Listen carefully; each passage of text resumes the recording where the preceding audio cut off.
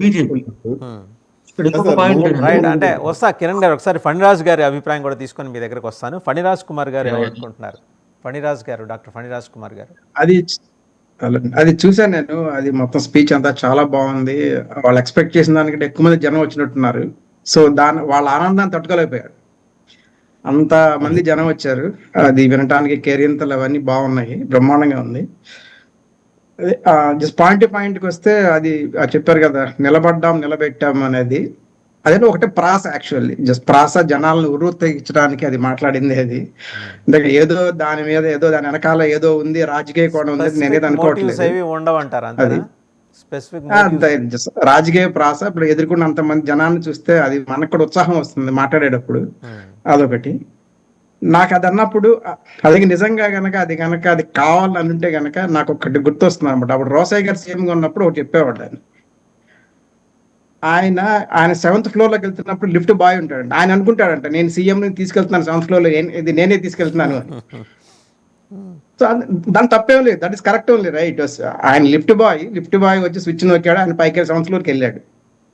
అది చెప్పుకోవడాన్ని బట్టి ఉంటుంది అనమాట. నేనే తీసుకెళ్ళాను, రోజు సీఎం తీసుకెళ్తున్నాను 7th ఫ్లోర్లోకి అనుకోండి. సో అట్లా ఉంటుంది తప్పితే that is not a big deal actually.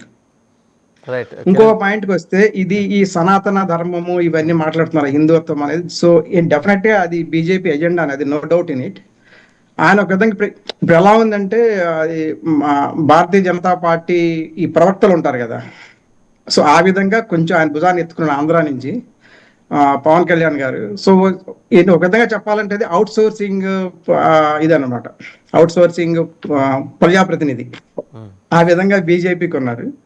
ఇక్కడ సార్ మనకొక స్టెప్ ఇక్కడ అయిపోకుండా ఇంకొక అనాలసిస్ మనం ఒక స్టెప్ ముందుకు తీసుకెళ్తే, ఆయన మాటల్లో ఆంధ్ర వాళ్ళ నుంచి మాట్లాడాడు, తెలంగాణ, మహారాష్ట్ర, కన్నడ, గుజరాత్, రకరకాల వాళ్ళ గురించి మాట్లాడి వాళ్ళ భాషల్లో కూడా ట్రై చేశాడు వాళ్ళకి థ్యాంక్స్ చెప్పడానికి. ఇదంతా ఎందుకంటే టుమారో ఆయన రేపు హైదరాబాద్ లో అడుగు పెడతాడు అనమాట రాజకీయాల్లోకి. సో మనకి మన హైదరాబాద్ అంటే so it is a part of all, మొత్తం ఇండియాలో ఉన్న వాళ్ళందరూ కూడా హైదరాబాద్ లో పార్ట్ అయి ఉంటారు. సో నెక్స్ట్ మన బీజేపీ ఏజెంట్ ఏంటంటే they should come to Telangana. సరే, మళ్ళీ అగైన్ ఈ యొక్క కూటమి తెలంగాణకు వస్తుంది. సో మోస్ట్లీ ఈ నెక్స్ట్ ఎలక్షన్కి వచ్చేసరికి Pawan Kalyan will be only in Telangana. So ఇక్కడ చీఫ్ మినిస్టర్ కి ఆయనకి ఇస్తారు, ఇంకా ఆంధ్రాలో so TDP will continue. So next అది అయ్యుండే అవకాశాలు కొంచెం ఉన్నాయి, ఎందుకంటే తెలంగాణ మీద ఎక్కువ ఆయన చెప్పాడు, తెలంగాణలో పుట్టిన పార్టీ అని చెప్పాడు. ఇక్కడ ఆంధ్రాలో పెరిగింది సంథింగ్ ఏదో, తెలంగాణలో పుట్టిన party. So that he's concentrating his voice more అంటూ తెలంగాణ టువర్డ్స్. ఒక పక్క హిందూయిజం ఒకటి, తెలంగాణ ఒకటి, అందరు ఓటర్స్ ని ఒక చోటికి ఇది చేర్చడానికి బాగా ట్రై చేశారు ఆయన మీటింగ్ లో. అదొకటి అనిపించింది నాకు.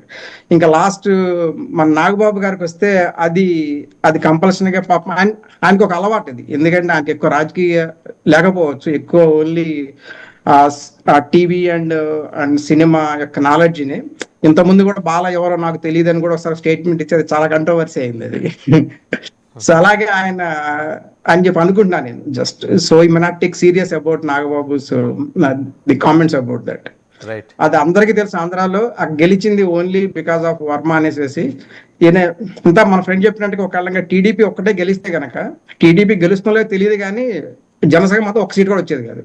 అదైతే everybody knows there, but we don't know about next elections. Right. ఒకసారి కిరణ్ తుమ్మల గారి దగ్గరికి